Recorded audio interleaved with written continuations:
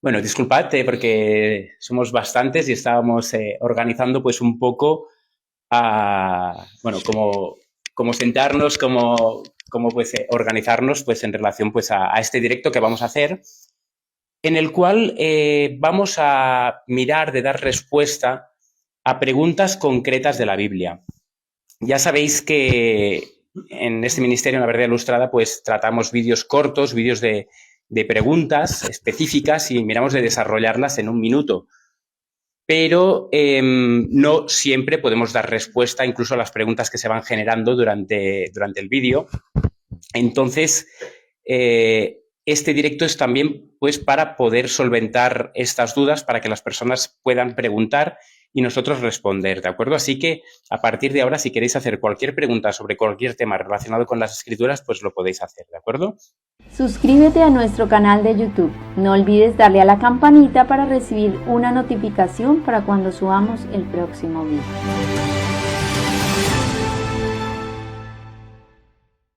Estamos con Alex. Estamos también con Frederic, del ministerio, ya lo conocéis de la otra vez, de FA Ministries. También está Carlos, del ministerio Profecía Presente, un servidor, Alexis, y mi esposa, Mónica Jiménez, ¿de acuerdo? Así que, bueno, no sé si tenemos alguna pregunta o si simplemente pues vamos a... Bueno, sí, ¿no? Ya tenemos una pregunta y es, ¿Miller fue masón? Miller. Bueno, contexto, pero primero, ¿quién fue Miller, no? Porque muchas personas dirán, ¿quién es Miller, no? Guillermo Miller. No sé si alguno quiere responder o... Bueno, George Miller fue la persona que inició lo que se conoce el movimiento millerita, ¿verdad? Que a raíz del movimiento millerita, unos años después surgió el movimiento adventista. Realmente fue el que ¿no? De donde empezó el mensaje de primer ángel, ¿verdad? El surgimiento del mensaje de primer ángel, y a partir de ahí, pues fue todo el movimiento de que muchas iglesias de Babilonia, ¿verdad?, salieron al llamado de hacer el movimiento, lo que predicaba, ¿verdad?, el movimiento millerita, y de ahí surgió lo que es el movimiento millerita. Eso dijéramos que es yo, a modo de explicar lo que hizo George Miller, ¿no? No sé en qué Guillermo Miller, perdón, sí. Guillermo Miller. No sé en qué fecha nació y todo esto, lo que es tema de biografía, pero bueno, fue un poquito el movimiento de donde surgió realmente el movimiento adventista. Sí, no sé si Frederic, ¿quieres decir algo? Bueno, Guillermo Miller, el mensaje que recibió pues fue que en 1844 o 1843 Cristo iba a volver a la Tierra, ¿no? Entonces, este mensaje lo empezó pues o le fue revelado, ¿no?, a través de las escrituras en el año, creo que fue 1831, y luego pues lo empezó a presentar, ¿no? Obviamente pues con muchas objeciones, pero también con muchas personas que lo apoyaron. Obviamente Cristo no vino en esa fecha, pero sí que a raíz de eso, pues personas que quedaron después de ese chasco que hubo, ¿no?, porque estaban esperando al Señor Jesús y no vino, pues se empezaron a redescubrir nuevas verdades, ¿no?, que realmente Cristo no iba a venir aquí a la tierra, sino que empezaba una obra de purificación del santuario, ¿no?, en 1844, ¿no? Pero a la pregunta concreta, ¿no?, si Miller era masón. Yo justamente estuve leyendo hace poco y que sí que estuvo asociado a la francmasonería, ¿no?, algo que era muy común en aquella época. Y él sí que no vio vínculos peligrosos entre la masonería y el cristianismo, ¿no? Y de hecho muchos masones actualmente son cristianos. Pero sí que Ellen White, ella sí que habla de la masonería y ella pues explica bueno, que la masonería realmente no tiene lazos con el cristianismo, o que no debería tener el cristianismo lazos con la masonería, y que de hecho la masonería, las sociedades secretas son las que se están encargando, juntamente pues con otros poderes como el papado, ¿no?, en los Estados Unidos, sociedades secretas están trabajando mancomunadamente para preparar lo que es la venida de Satanás, haciéndose pasar por Cristo. Pero sí, Miller sí que había pertenecido. No se sabe si en la etapa Claro, Miller, recordemos que pasó una etapa que era primero ateo, luego fue teísta, creo, y luego se hizo, pues, él fue el precursor del movimiento millerita.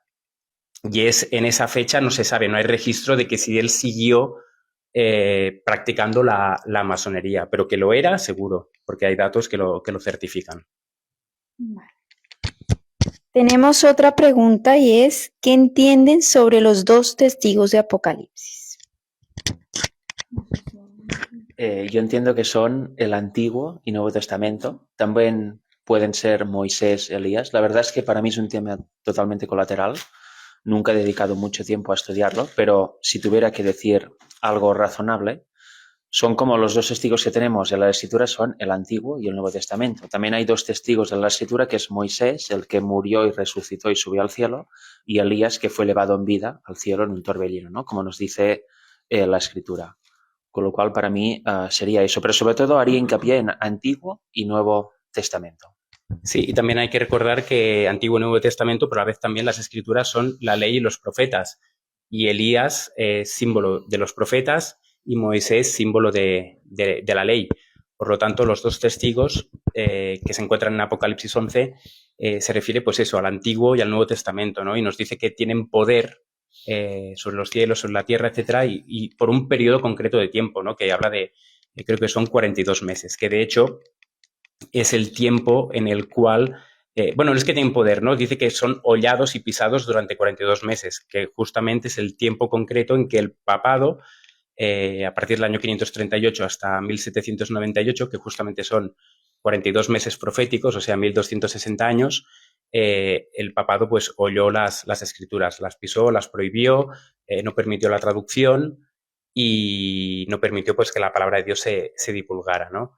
Entonces, tenemos un vídeo, de hecho, hablando de los dos testigos y nosotros afirmamos la posición que dice el hermano Frederick en relación a esto, que son el Antiguo y el Nuevo Testamento. Y no son dos personajes futuros que van a venir y van a predicar de la palabra de Dios, sino que va a ser la propia palabra la que va a dar testimonio de ella.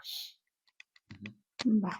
Tenemos otra pregunta igual sobre la masonería y es, ¿existe una carta entre Miller y don José de San Martín donde se habla de masonería? Bueno, sí, no, tampoco no somos enciclopedias y hay datos que obviamente que no tienen quizás una relevancia en el sentido del plan de la redención, ¿no? Entonces, si la persona lo pregunta, supongo es porque conoce que hay una carta, entonces lo hemos comentado, no hemos dicho que no. De hecho, estuvimos mirando en Wikipedia y sí informa, pues o dice que él estuvo asociado a la masonería, ¿no?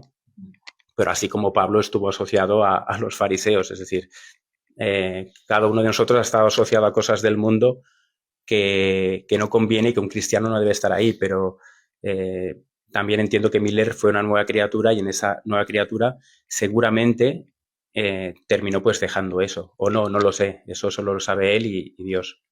Sí, en este caso, en aquella época aún no era conocido que pertenecer a un culto masónico fuera incompatible con el cristianismo. O sea que, bueno, era relativamente normal. Ahora nos parece totalmente fuera de lugar y lo es, pero en aquel tiempo era bastante normal, era muy común. Tenemos otra pregunta. Elena G. White dice haber visto la fecha del regreso de Jesús y luego lo olvidó. No sé si tiene... Bueno, la verdad es que ella misma dice, no recuerdo ahora la cita, mira que la tengo en múltiples PowerPoints, pero no recuerdo la cita, si el hermano que comenta lo dice es porque la ha leído. Ella efectivamente, la fecha de la segunda venida se dan las plagas, el padre dice el día y la hora, y en aquel momento se pronuncia, ¿no? Tal día, tal hora para esperanza de los 144.000 que están ahí en ese momento de las plagas, ¿no? Y sí, efectivamente, ella escuchó esta voz, pero no la puede recordar, porque es potestad del Padre decirlo precisamente en el momento que vio en visión. O sea que sí, efectivamente. Y ella misma dice que no puede recordar absolutamente nada de esa visión, de este momento, y eso lo hizo en contestación a gente que en su tiempo decía que ella estaba diciendo que oyó la voz de Dios de la fecha, que decía una fecha, etcétera, y para contestar estas acusaciones decía que no, que ella vio esta visión, pero no recuerda para nada lo que oyó, en este caso la fecha. O sea que sí, la oyó, pero lo olvidó o le quedó velado. Le quedó velada. Sí, exacto. Es curioso que eso es, como dices, en la última plaga. la séptima plaga. Ella dice en su visión que se le mostró, pero lo olvidó.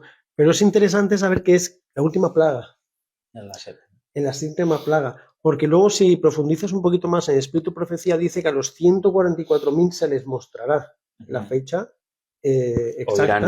Oirán la voz, exacto. Entonces, yo creo que como es algo, un comunicado hacia los 144.000, ella se le mostró, pero claro, es curioso que dice que se le olvidó.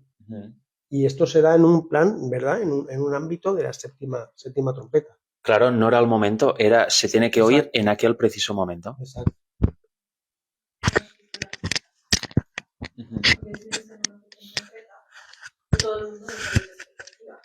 Correcto.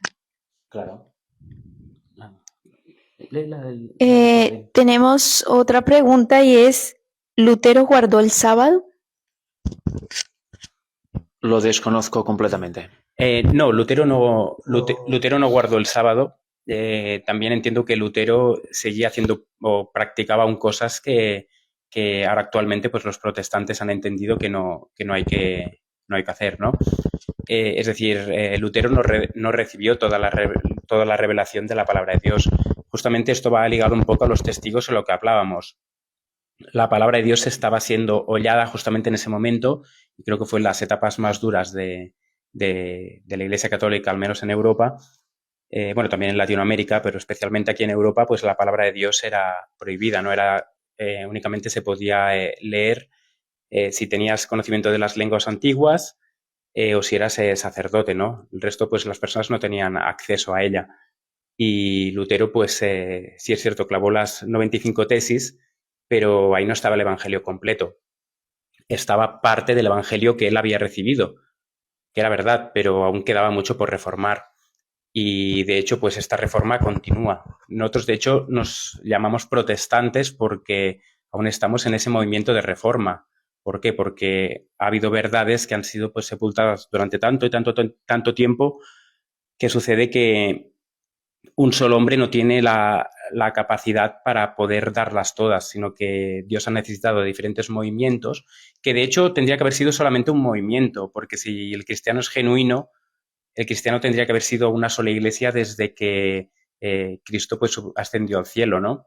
Que eso es lo que se achaca un poco, no se achaca, no, se otorga a la Iglesia Católica a ella misma, porque en cierto modo son los únicos en este sentido que se mantienen fieles a su doctrina prácticamente desde su fundación, ¿no? Aunque sí que es cierto que ha habido varios cambios en diferentes doctrinas, ¿no? Como por ejemplo el tema de la divinidad. Pero sí que es cierto que el plan de Dios era que únicamente hubiera un movimiento que estuviera guardando los mandamientos de Dios y teniendo la fe de Jesús. Lo que pasa es que el egoísmo del corazón de cada uno pues hace que las verdades generalmente no sean aceptadas y para que esa palabra se pueda divulgar pues se tienen que abrir nuevas iglesias o nuevos movimientos para que la palabra pues se siga desarrollando. Entonces, por eso desgraciadamente hoy tenemos más de 40.000 denominaciones protestantes y es por la dureza básicamente del corazón y por una iglesia que corrompió la palabra de Dios durante mucho tiempo. Y Lutero el sábado no lo recibió. De hecho, los primeros que lo recibieron, que hay constancia histórica, fueron, o que lo siguieron, no, que lo siguieron guardando eran los valdenses, luego creo que los cátaros también, los albigenses y luego ya más adelante es el movimiento adventista el que levanta la verdad del sábado a partir de 1844 con todo el tema del santuario y el reconocimiento de que la ley sigue vigente y el cuarto mandamiento pues forma parte de esa ley y por lo tanto sigue vigente y hay que guardarlo. Pero bueno, Lutero en sí, él no lo guardó. Pero, digamos, una acotación, no, pienso que no lo guardó de una manera consciente, Claro. de que era un mandato del decálogo, pero en su integridad y como llegó el evangelio, sí hubo es que a veces lo vemos, digamos, como en sí guardó el sábado y él era consciente de que habían los 6 días y el séptimo día, no, quizás en ese momento no había ese conocimiento, pero en el evangelio que él entendió, guardó los 10 mandamientos. Entonces, ¿cómo sería ahí ese? No sé si me logran captar. Yo quería, Lo que pasa es que no se escuchará. Sí, nos comentan Sí. que él entró, ¿no? Sí, sí. Yo lo que creo es que ahí entra el tema de la verdad presente. Correcto. O sea, él fue levantado para empezar el movimiento de la justificación por fe. Entonces, ¿qué pasa? Que personalmente, yo por lo que tengo entendido, él no guardó el sábado. Pero realmente yo creo que es que él estuvo levantado para hacer otro movimiento, ¿no? Porque claro, estamos hablando de siglos atrás. Y él levantó lo que es la justificación por fe. Entonces, o sea, nosotros los pioneros, o nosotros no digo los pioneros, no levantemos eso estaba ya de antes. Entonces, él, yo creo que, o sea, piensa que, por ejemplo, yo creo, por lo que he estudiado, el mensaje del sábado tampoco se instauró en 1844, fue en 1848. Sí, más adelante. Entonces, realmente, o sea, Lutero, la verdad presente de Lutero para mí era la justificación por fe.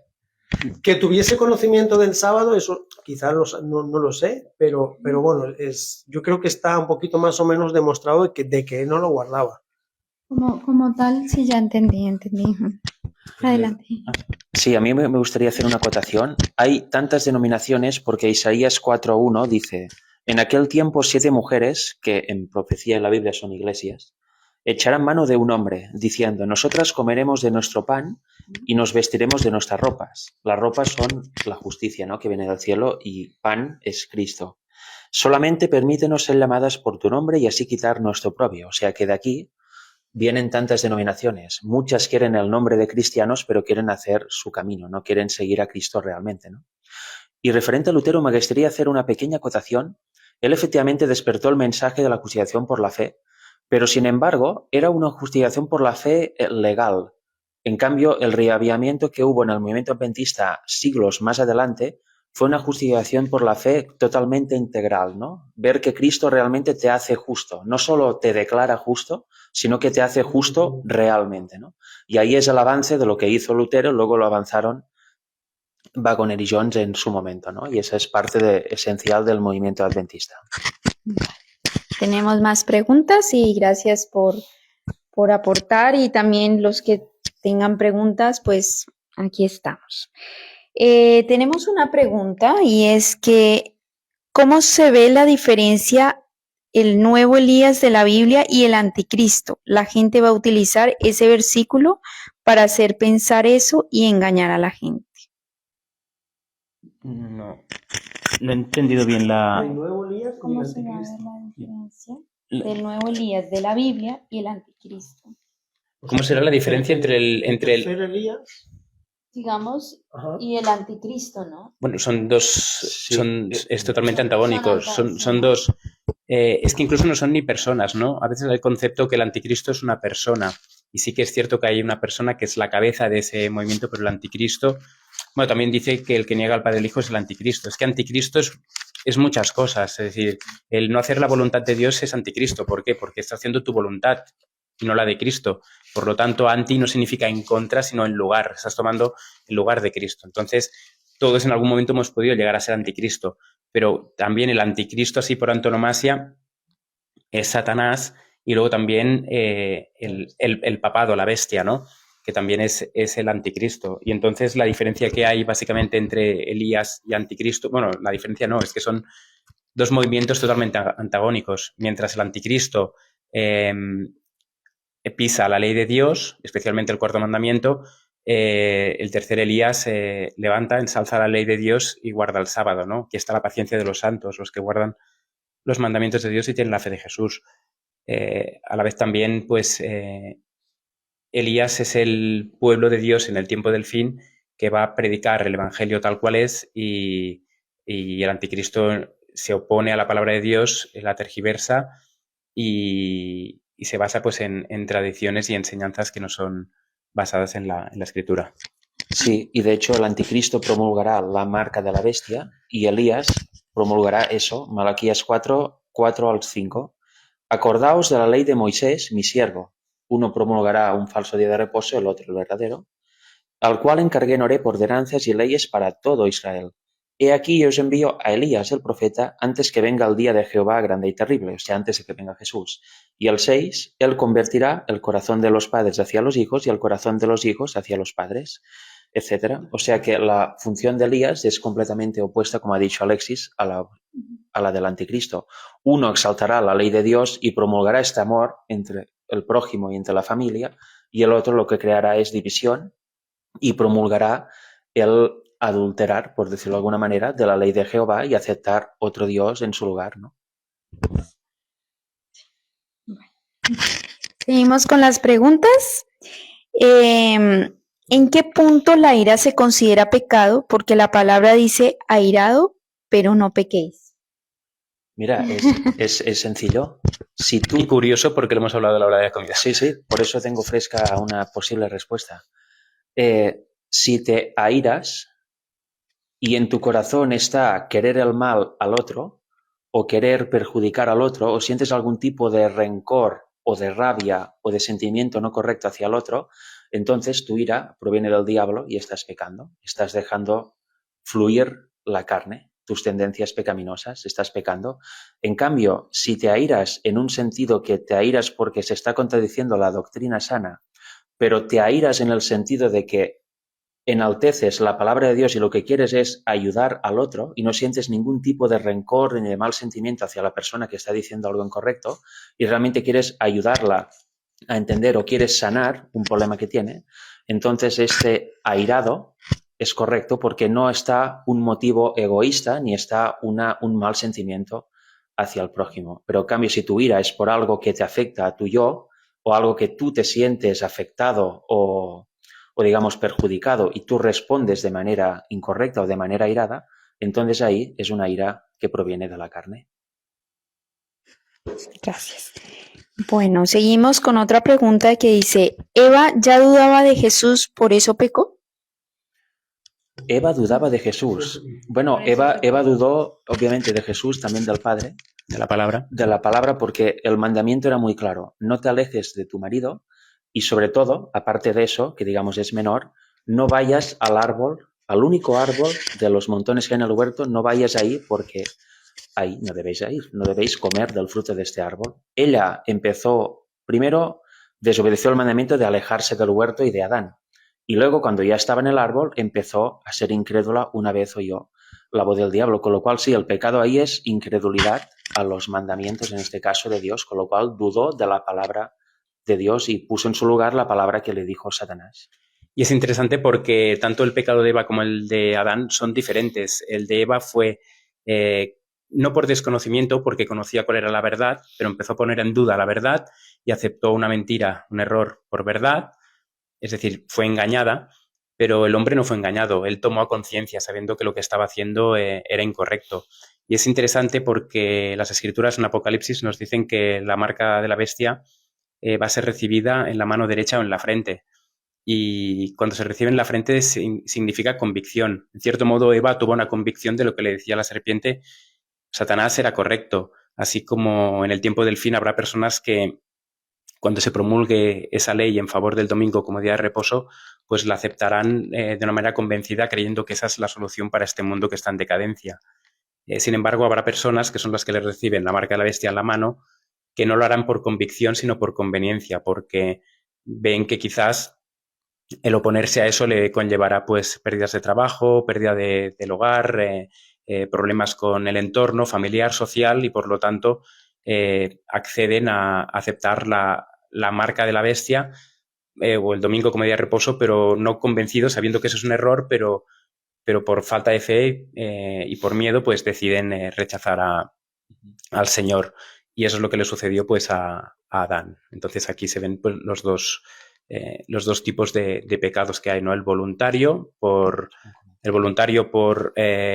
conocimiento, pero por miedo a perder, en este caso, a Eva y todo lo que tenía, y en el caso de Eva, pues voluntario también, pero en cierto modo involuntario, en el sentido de que rechazó simplemente una verdad que tenía y no confió en Dios y prefirió pues oír a la serpiente.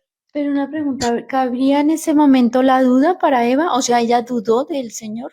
Como lo dice la pregunta, ¿de Jesús dudó? Sí, claro. Dudó porque la palabra la dio el Padre y el Hijo dieron la palabra y dieron ese mandato. Entonces, obviamente, dudaron de Dios. Pero dudó porque ella se alejó de... Bueno, Empezó a dudar cuando estaba ya entablando parlamento con la serpiente, Ah, ahí en el arco. ahí quería que... vale. Vale, Claro, no yo se creo que van se a ve más guardar. reflejado luego eso en Caín y Abel, ¿no? Lo que creo yo. Bueno, yo no lo había enfocado tanto en Adán y Eva, pero luego se ve reflejado, ¿no? Ese carácter en Caín y Abel. O sea, ahí es más claro, ¿no? Quién realmente quiso la marca y quién realmente quiso el sello, ¿no? Qué es lo que los productos que dio uno de sacrificio y quién es el que proveyó otra cosa que no era lo que concorde con lo que se pedía. Pero no sé, claro, a raíz de que ya nació el pecado, yo lo veo más reflejado en Abel y Caín que no en Adán y Eva, ¿no? No sé si es porque ya el pecado ya llevaba más tiempo, ¿no? Pero Trae unas consecuencias. exacto. A mí me gustaría hacer una acotación de la ira que se me ha olvidado antes. Cuando Jesús echó digamos, con ímpetu a los mercaderes del templo, ahí Jesús vemos que estaba enfadado, pero sin embargo Jesús no pecó jamás en su vida. Aquello es ira. Airaos y no pequéis. No pecó, pero sin embargo sí que fue impetuoso y los echó y dije, no puedes vender en casa de mi padre. Y también está luego, las plagas son la amada ira de Dios. ¿Dios está ahí disfrutando, matando a todos? No, son las consecuencias de las decisiones de los hombres que no han querido ser salvos.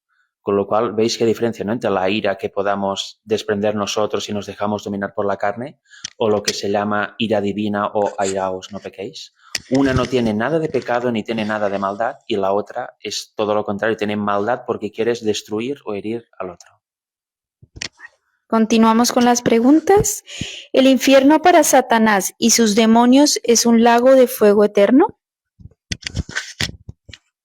No, lo que vemos en la segunda resurrección es que evidentemente hay fuego y este fuego purificador también recrea a la vez la nueva tierra, con lo cual es eterno en las consecuencias. Satanás, los demonios y los que resucitan en la segunda resurrección serán muertos para siempre, nunca más volverán a existir, pero no se estarán quemando eternamente. A la vez ese fuego también es Dios, ¿no? Dios es fuego consumidor y por lo tanto ese fuego es eterno porque Dios es eterno. Y lo que dice pues Frederick, ¿no? Que es también de consecuencias eternas. Entonces, bueno, básicamente es eso, ¿no? Que hay el concepto de que la gente estará quemando por la eternidad. Sí que hay esos textos, ¿no? De textos de Apocalipsis que dice que el dragón, la bestia, el falso profeta son lanzados al lago de fuego y estarán quemando día y noche, ¿no? Por los siglos de los siglos, ¿no? Eso significa condenación perpetua, no perpetuamente condenados, sí, perpetuamente condenados, pero no perpetuamente siendo consumidos, porque en Ezequiel 28 claramente dice que finalmente Satanás será consumido. Y también, no sé si es en Malaquías 4, también habla de que raíz y ramas serán destruidos, serán consumidos. Y luego hay un montón de textos, no sé si en el libro de Isaías, Isaías creo que es, donde habla de los impíos que todos serán consumidos, todos serán puestos como cenizas debajo de las plantas de nuestros pies. Entonces, claro, obviamente no va a haber vida. Y otro punto que creo quizás el más relevante es que Cristo vino a deshacer las obras del diablo. ¿De qué le sirve tener a millones de personas quemando por la eternidad y blasfemando el nombre de Dios? Por lo tanto, lo que estaría haciendo Cristo es propagar el pecado en lugar de concluir con él, terminar con él. Entonces, eso es lo que quiere Satanás, que el pecado perpetúe. Y por lo tanto, él sabiendo que el conflicto está perdido, pues bueno, la única manera de perpetuar el pecado es haciendo creer a los cristianos de que los impíos estarán ardiendo por la eternidad, a la vez que también desfigura la imagen de Dios y de Cristo. Sí, no quería comentar esto, ¿no? Que el carácter de Cristo no es el de una ira vengativa, sino que es simplemente terminar con el pecado. Y las consecuencias son eternas y ya está. Sí, consecuencias eternas para vida eterna y consecuencias eternas para muerte eterna. De hecho, es que lo dice muerte eterna. Algo que está muerto no está vivo, está muerto. Las palabras y si son como ceniza a vuestros pies, la ceniza ya no está en llamas. Y aparte en Sodoma y Gomorra también habla del fuego eterno. Sodoma y Gomorra no están ardiendo ahora. Se consumieron para siempre. De hecho, si vais ahí es un desierto tremendo, donde antes había vida y florecimiento, pero bueno, con lo cual es eso, lo de eterno, en este caso, mira lo que hablábamos también antes, eternidad no significa siempre desde siempre hasta siempre, sino que a veces también en la Biblia vemos la palabra olam, que es eternidad, que tiene un inicio y no tiene final, o tiene un inicio y un final incluso, pero mientras existe eso es eterno, o sea que también hay que aprender a separar y a ver en cada contexto lo que significa eterno, en hebreo. Continuamos con las preguntas. Sí, hay una que dice, ¿hay iglesias protestantes por la dureza del corazón? ¿Qué dices? Sí, claro, hay iglesias, bueno, este es un comentario que había hecho yo en relación a que por la dureza del corazón, pues se han tenido que levantar nuevos movimientos, nuevas iglesias. Me refiero a la dureza del corazón, vuelvo a explicar un poquito, ¿no? El hecho de que una persona venga con una verdad bíblica en relación a cualquier tema y lo presente, y esa persona pues es rechazada en esa iglesia, en esa congregación, pues esa persona pues va y sigue predicando esa verdad donde le aceptan. Entonces, simplemente pues esa persona va, predica la palabra y entonces lo que hace es extender lo que ya conocía más esas nuevas verdades y simplemente pues levantar un nuevo movimiento, una nueva iglesia. De hecho, si vemos la historia de los protestantes, es que es así. Gente se quedó y no aceptó el bautismo por inmersión. Para eso surgieron los bautistas. ¿Por qué surgieron los bautistas? Porque hubo dureza en el corazón de la iglesia anterior que no aceptó el bautismo por inmersión, se quedó con el bautismo por aspersión y a niños, y la iglesia bautista pues levantó el bautismo. ¿Pero por qué? De hecho, el nombre de iglesia tendría que haber sido el mismo, ¿no? Del anterior, pero al no aceptarlo, pues se creó pues una bifurcación en esa iglesia y hasta unos se quedaron ahí en ese movimiento sin aceptar el bautismo por inmersión y los otros pues aceptaron esas verdades más la añadida, ¿no? Y así sucede también pues con el día de reposo y el adventismo. De hecho es así. Iglesias en plural, protestantes o de cualquier tipo, existen por eso, porque se quedan a medias, empiezan a reformar pero no terminan de reformar. Luego crean un credo y ahí se estancan, con lo cual muchas veces va a salir otra iglesia con nuevas verdades o las mismas verdades anteriores más nuevas y así va siguiendo. Por eso hay iglesias protestantes por la dureza del corazón, sí, cuando debería haber solo una iglesia. Ni católica ni protestante, sino la Iglesia del Señor. ¿Por qué? Porque acepta todas las verdades que hay en la Biblia y no se cierra a ninguna, ni se queda a medias aceptando errores con verdad. ¿Tenéis alguna respuesta más? Continúo. ¿Sí? Vale. ¿Cómo interpretar el infierno? Ya que cuando Adán y Eva desobedecieron, Dios los castigó, diciendo, polvo eres y al polvo volverás, y los echó fuera del jardín, y en ningún momento los condenó a ir al infierno por el pecado cometido. Bueno, no es una pregunta, sino que es una afirmación de lo que estábamos diciendo, ¿no? Que simplemente no les condenó a ningún lugar en llamas a ir, sino que simplemente volvió al polvo y así entendemos que tanto Adán, Eva, Daniel, incluso Daniel en el último capítulo dice que volverás al polvo, ¿no? Y que, a ver, lo leo, perdón, porque el texto en sí es el último capítulo de Daniel, dice, y tú irás hasta el fin y reposarás, ¿no? Y te levantarás para recibir tu heredad al fin de los días. La heredad se recibe al fin de los días. La recompensa se recibe, como dice en Apocalipsis 22:11, creo que es cuando Cristo viene, ¿no? Y también después del milenio, para otros. No se recibe en el momento de morir, sino en el momento de la resurrección, ya sea para vida eterna o muerte eterna. ¿Alguna? ¿El arrebatamiento será cuando ya termine la tribulación?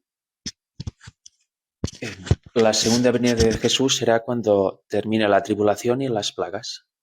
Ahí los salvos vivos se irán con Jesús al cielo y también resucitarán todos los salvos que están muertos en aquel momento para vida eterna. Sí, segunda venida y arrebatamiento es sinónimo. De hecho, Pablo dice que todos seremos arrebatados en el aire, ¿no? Entonces el arrebatamiento no es secreto, sino que es visible, porque un par de versículos antes dice que Cristo viene con voz de arcángel y trompeta de Dios, ¿no? Dice que los muertos en Cristo resucitarán primero.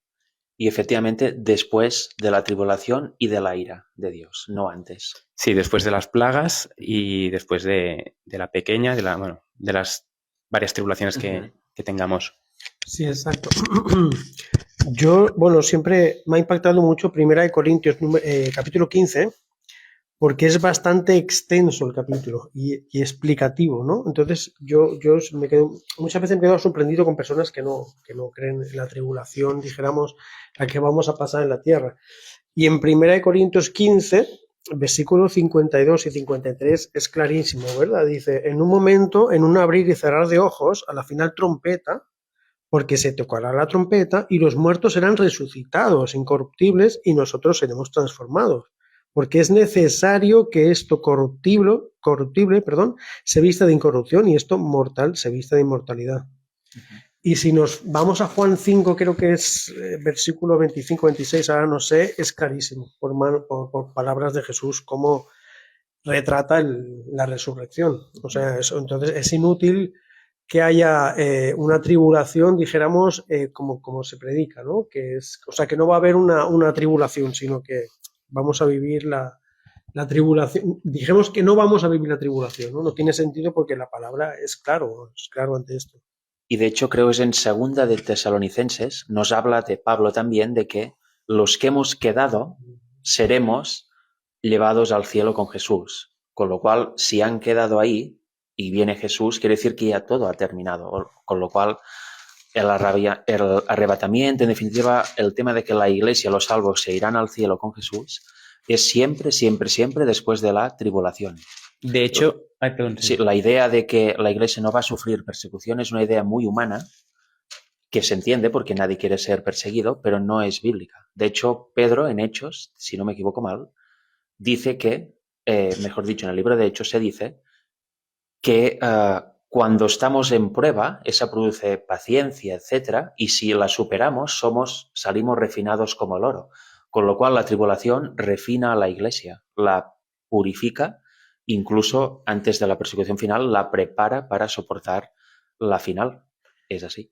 De hecho, el versículo 16 de Primera de Tesalonicenses dice, porque el Señor mismo, lo que decíamos, ¿no? Dice que descenderá del cielo y dice, los muertos en Cristo resucitarán primero. Luego nosotros los que vivimos, los que hayamos quedado. Muchas personas toman esto, los que hayamos quedado, significa los que no han sido raptados. Pero no es así, porque dice, luego nosotros los que vivimos, los que hayamos quedado, dice, seremos arrebatados juntamente con ellos. De hecho, aquí las palabras en griego juntamente con ellos significa al mismo tiempo que ellos. Ajá. Por lo tanto, es en el mismo momento. Tanto los que resucitados como los que han quedado son los que han pasado por la tribulación, los 144.000, y juntos son arrebatados en el aire.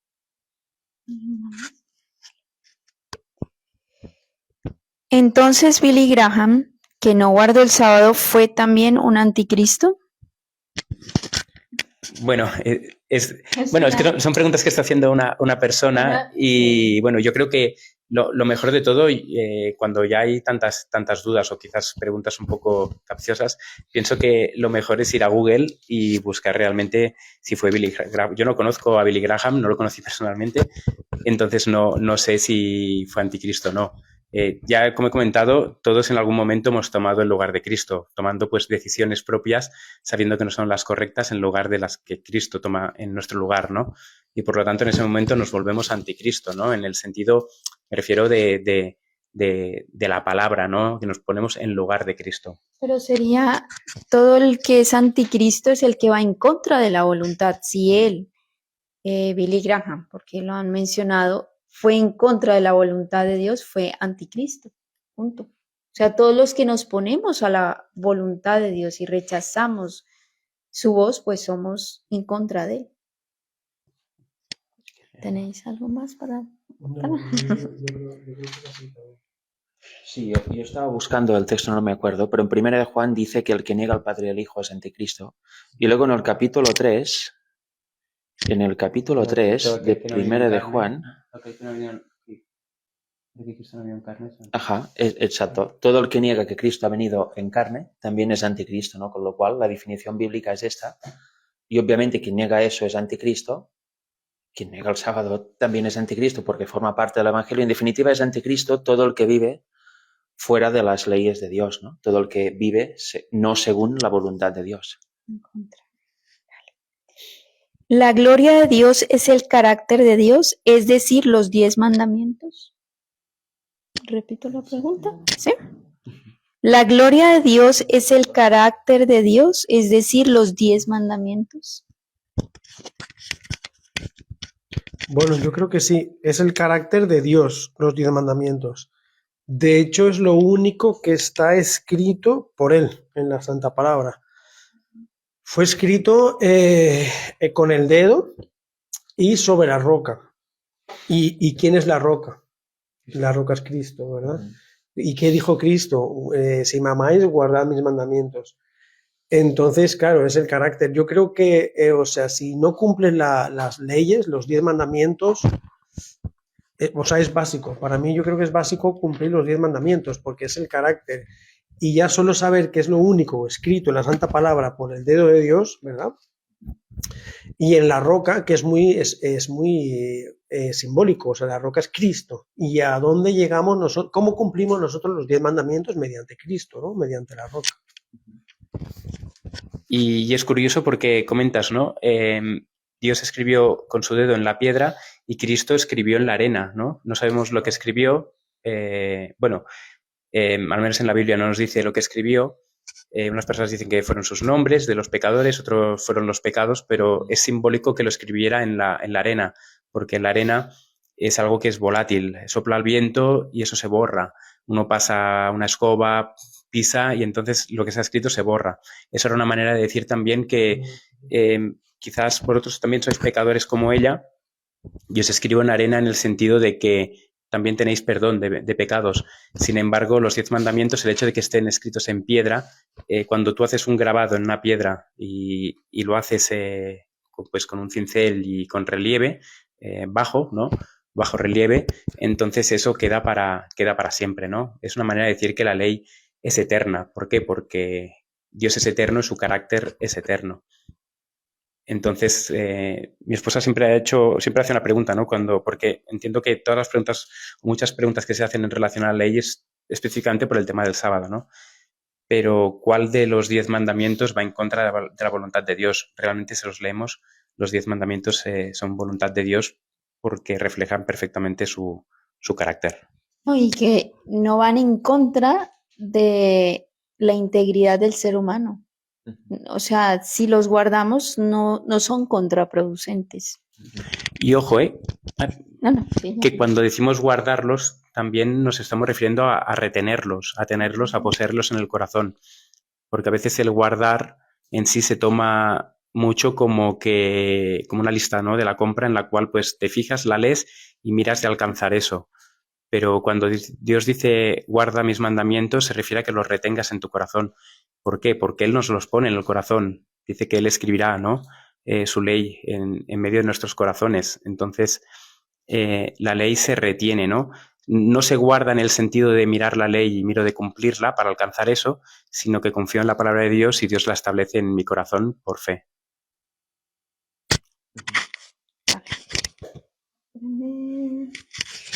¿Cómo interpreto el Valle de los Huesos del capítulo 37 de Ezequiel? ¿Algún libro de Elena G. de White para entender Ezequiel? Capítulo 37. No recuerdo dónde sale en el Espíritu de Profecía, la verdad. En el Espíritu de Profecía no, en la Biblia, bueno, nos dicen que es Ezequiel 37. Sí, básicamente también yo veo un poco el tema del Valle de los Huesos Secos, me recuerda un poco es como una especie de revelación de lo que tiene que acontecer cuando Cristo vuelva por segunda vez, de todas aquellas personas que han muerto, que están pues desperdigadas por todo el mundo, muchas personas pues fueron quemadas, luego también con el paso del tiempo pues los huesos se van pudriendo y se van pues finalmente se vuelve polvo, ¿no? Que eso es lo que Dios le dijo a Adán, ¿no? Que volvería al polvo. Pero esta profecía de Ezequiel pues te muestra un poco cuando Cristo venga lo que va a suceder, ¿no? Uno piensa, ¿cómo va a volver Dios a la vida, ¿no? Si tiene, el cuerpo está diseminado, ¿no? A saber por dónde. Entonces, es una manera también de entender que cuando Cristo vuelva, ¿no?, en las nubes, pues va a dar vida y cómo va a formar de nuevo a las personas, y que obviamente no vamos a ser resucitados en esta misma condición de ahora, ¿no?, con una mente carnal, con cuerpos corruptibles, sino, dice Pablo, con cuerpos incorruptibles e inmortales. Vale. Nos vuelven a preguntar si ella no tiene claro, la persona que ha preguntado, Eva entonces sí dudaba de Dios antes de ceder a la tentación. Bueno, la duda es previo a ceder, porque si no dudas ya no cedes a la tentación, ya tienes claro que algo es verdad, con lo cual ya rechazas la tentación. Pero cuando llega la duda, obviamente cedes a la tentación con muchísima más facilidad. Es que bueno, ahora aquí en sí preguntas, tenemos más como afirmaciones. ¿Y quién es un mentiroso? El que dice que Jesús no es el Cristo, el que niega al Padre y al Hijo es un anticristo, que era lo que ustedes ya habían comentado. El pecado ya no es su amo, porque ustedes ya no viven bajo las exigencias de la ley, en cambio viven en la libertad de la gracia de Dios. Y no sé Sí, cómo lo interpretáis. Claro, no sé tampoco cómo interpreta esta persona el texto, ¿no? Pero bueno, muchas personas dicen que no vivimos bajo las exigencias de la ley. Bueno, no sé la traducción dónde es, pero Pablo habla de que no vivimos bajo la ley, sino bajo la gracia. Y es lo que decíamos un poco, ¿no? Vivir bajo la ley es como vivían los fariseos. Ellos vivían bajo la ley por el hecho de que querían alcanzar las promesas, creyendo que ellos tenían que cumplir, ¿no? Tenían que cumplir y tenían que hacer y no caen de la gracia. Sí, y en ese momento caen de la gracia, ¿no? Y en lugar de aceptar, ¿no?, que es Cristo quien nos justifica y quien nos santifica, en lugar de creer que es por fe, ¿no?, que nosotros alcanzamos la promesa, y que esa fe obviamente produce obras de obediencia, obras de amor, de paciencia, de mansedumbre, pues todo esto pues los fariseos lo rechazaron e intentaron pues alcanzar la salvación pues guardando una serie de requisitos, y creían que guardando esos requisitos ya eran salvos, cuando en verdad lo que Dios les pedía era una transformación de carácter, no solamente una transformación exterior, sino una transformación íntima, interior, de corazón. Preguntas que sí no tenemos ahora. La verdad no. Está ahí, pero... Bueno, vemos que hay 50 personas conectadas. De momento no tenemos preguntas, así que si queréis aprovechar para recalcar algún punto de lo que se ha hablado o lanzar algún tema o alguna cosa, pues adelante. Bueno, yo acotar un poquito más lo que estamos hablando de la gracia. No sé si entendí bien la pregunta, que si somos salvos por gracia puede ser o... A ver, lo vuelvo a ver. Pues nadie llegará jamás a ser justo delante de Dios por hacer lo que la ley manda. La ley sencillamente nos muestra los pecadores que somos. No, fue la anterior. El pecado ya no es más su amo porque ustedes ya no viven bajo las exigencias de la ley. En cambio, viven en la libertad de la gracia de Dios.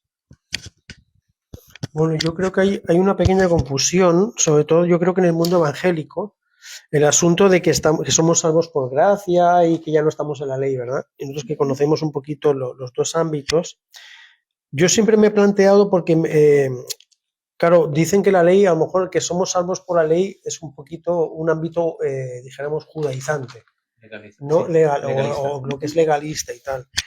Pero veamos que, o sea, en Génesis 6, capítulo 8, es cuando le dice Dios a Noé, le dice que en Noé halló gracia ante los ojos de Jehová. Noé fue salvo por gracia. O sea, Dios le dice que por gracia fue salvo. O sea, Dios vio en Noé la gracia. Y si seguimos un poquito, estudiando un poquito Génesis, o sea, realmente la gracia estuvo desde siempre. O sea, la ley y la gracia han estado siempre, ¿no? Lo que pasa es que hay denominaciones que ya entramos en lo que es el dispensacionalismo, ¿no? Que creen que son etapas, pero bueno, la ley y la gracia siempre ha estado unida.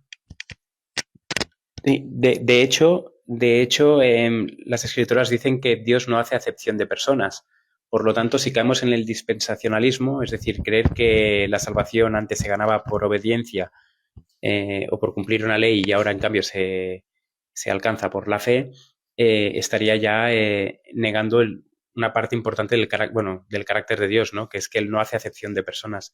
La salvación para todos es lo mismo, los requerimientos son los mismos y el requerimiento es ser semejante a Cristo, reflejar el carácter de Cristo. ¿Y Cristo qué hizo? Vino aquí y guardó la ley. No la guardó como los fariseos porque Jesús dijo que ellos la guardaban muy bien la ley.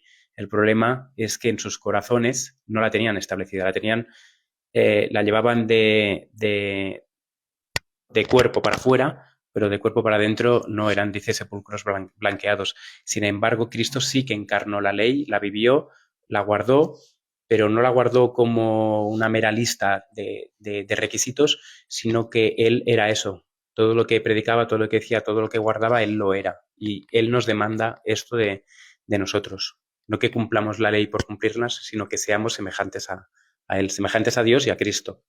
Sí, de hecho, Abraham, su fe le fue contada por justicia y Abraham está mucho antes que Cristo, ¿no? Con lo cual también fue justificado por su fe y no por las obras. Y aquí en Romanos 6 nos habla que somos participantes de la muerte de Cristo en el momento que nos bautizamos, porque imitamos su muerte. Y luego dice, en el versículo 7 de Romanos 6, dice, porque el que ha muerto, libre es del pecado. Y si moriremos con Cristo, creemos que también viviremos con él. Sabiendo que Cristo, habiendo resucitado de los muertos, ya no muere, la muerte ya no tiene dominio sobre él. Porque en cuanto murió al pecado, murió una vez, pero en cuanto vive, para Dios vive. Así también vosotros consideraos en verdad muertos al pecado, pero vivos para Dios en Cristo Jesús, Señor nuestro. Y aquí viene. No reine, pues, el pecado en vuestro cuerpo mortal para que lo obedezcáis en sus concupiscencias. Con lo cual, aquí vemos que el pecado no es que desaparezca y podamos tener nuestra vida como queramos, sin tener en cuenta los requerimientos de la ley, porque aquí dice no reine pues el pecado, o sea, puede reinar, podemos caer en pecado. Si podemos caer en pecado, podemos transgredir la ley, que es la única definición de pecado que dice la Biblia. Y dice, ni tampoco, el versículo 13, ni tampoco presentéis vuestros miembros al pecado como instrumentos de iniquidad, o sea, podemos presentar nuestro cuerpo al pecado y ser instrumentos de iniquidad. No es que estemos liberados de eso o si lo hacemos simplemente no pasa nada porque Cristo ya murió. No dice eso. Sino presentaos vosotros mismos a Dios como vivos de entre los muertos y vuestros miembros a Dios como instrumentos de justicia. Porque el pecado no se enseñoreará de vosotros, pues no estás bajo la ley, sino bajo la gracia. Si no estamos bajo esa iniquidad, si no ponemos nuestros miembros bajo estos como instrumentos de iniquidad, no estamos bajo la ley, porque no obraremos pecado, no haremos las obras de la ley, que son las obras que transgreden esta ley, sino que estamos bajo la gracia, somos instrumentos de justicia en Cristo Jesús. Porque dice aquí, ¿qué pues? ¿Pecaremos porque no estamos bajo la ley? Si dice pecaremos porque no estamos bajo la ley, quiere decir que aún podemos pecar, con la cual la ley está vigente, si no, no tendría sentido esta frase. Dice, en todo caso, ¿pecaremos porque no estamos bajo la ley, sino bajo la gracia? En ninguna manera. Con lo cual, la única manera de no pecar es guardar los mandamientos de Dios, pero en Cristo, que ese es el pacto eterno. Cristo en ti te hará guardar los mandamientos y los guardarás de corazón. Y luego el 16 para terminar. ¿No sabéis que si os sometéis a alguien como esclavos para obedecerle, sois esclavos de aquel a quien obedecéis? Y ya sea del pecado para muerte o de la obediencia para justicia. Bueno, y el 17. Mas a Dios gracias que aunque fuisteis esclavos del pecado, antes, sin posibilidad, digamos, sin tener esta salida para dejar de pecar, habéis obedecido de corazón aquella forma de doctrina a la cual fuisteis entregados. Con lo cual, después de leer todo eso, bueno, se queda claro que la ley sigue vigente, porque si no, no podríamos pecar de ninguna manera. Si no está vigente la ley, no hay transgresión. Con lo cual está vigente, pero no es necesario que pongamos nuestro cuerpo a servicio del pecado, sino que debemos entregarnos al Señor para ser obreros de justicia, ¿no? Y la salvación siempre ha sido por gracia, porque ahora me he acordado, Enoc caminó con Dios 300 años y fue llevado al cielo. ¿Cómo lo hizo? Él estaba en el Antiguo Testamento, antes del diluvio incluso. ¿Cuánto quedaba para que viniera Cristo? Pues unos 3000 y pico de años, más o menos. ¿Cómo lo hizo? Entonces la salvación, ya era por gracia antes, lo es ahora y lo será hasta que Cristo venga. El pacto del Sinaí, el llamado pacto antiguo, es el que hizo el hombre de forma unilateral con Dios. Dijo, gracias Señor, voy a obedecer todos tus requerimientos. Unas semanas después ya habían construido el becerro de oro y habían transgredido ese pacto que hicieron él con Dios, el cual Dios nunca se lo pidió, porque Dios les explicó el pacto eterno que hizo con su Hijo y se los mostró para decir, ¿lo aceptáis o no?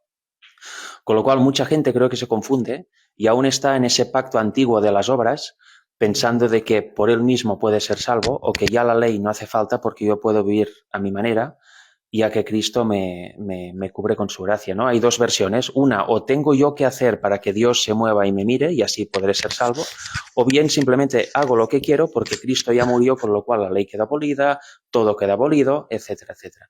No tiene ningún sentido porque Cristo dijo que vino a cumplir la ley y la palabra es plerú, que significa llenar la ley. O sea, vino a demostrar cómo se guarda la ley de corazón. No vino a cumplirla una vez para que nadie más la cumpla. Ya que en Isaías 66 23. O 60, no me acuerdo, 66, ¿verdad? 23, dice que se guardará el sábado en el cielo, con lo cual estaríamos en una situación realmente interesante, ¿no? Antes de Jesús se guarda la ley, después de Jesús no, y una vez salvos en el cielo, otra vez se guarda. No tiene ningún sentido. Porque además, y los que van al cielo, muchos millones serán a partir de que Jesús vino, ¿se les requerirá algo que no se les ha requerido para su salvación previa? No tiene sentido. Hay más preguntas, ¿no? Sí. ¿Sigo? ¿Cómo responder cuando nos preguntan qué religión somos?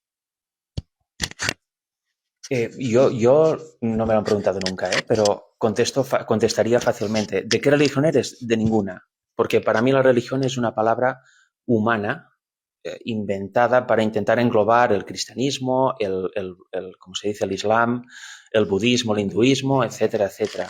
Si me preguntan de qué religión soy, entre comillas, pues yo diré que soy un cristiano de la Biblia. Yo leo la Biblia con la ayuda de Dios y lo que entiendo lo acepto, lo profundizo y lo aplico a mi vida con la ayuda del Señor.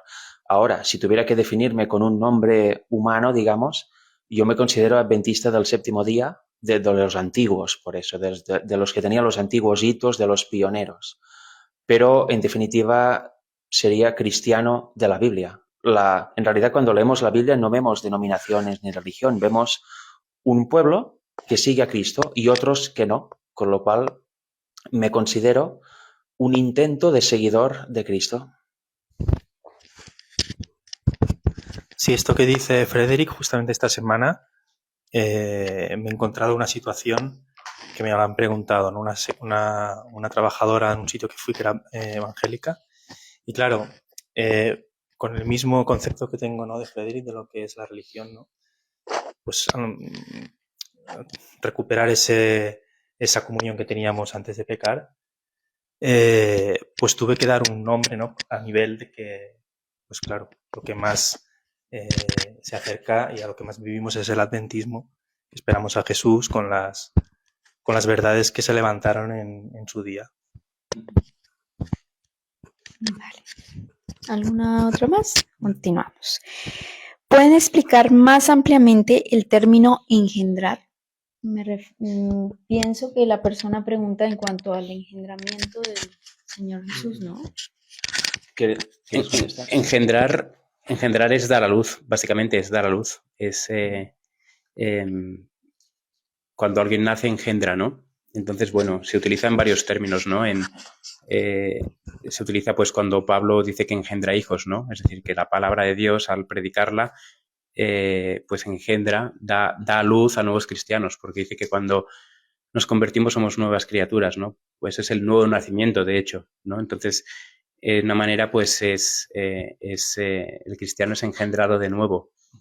Y bueno, luego también está pues en términos de Cristo, de la figura de Cristo, engendrado en la tierra, luego engendrado antes en los días de la eternidad, ¿no? Que eso no lo he escuchado creo que en ninguna religión. De hecho, la única religión, bueno, hablamos de religiones, ¿no? Pero por lo que conozco, los únicos que hablan realmente de un engendramiento en los días de la eternidad de Cristo es el adventismo no actual, sino el adventismo pionero. Sí, adelante.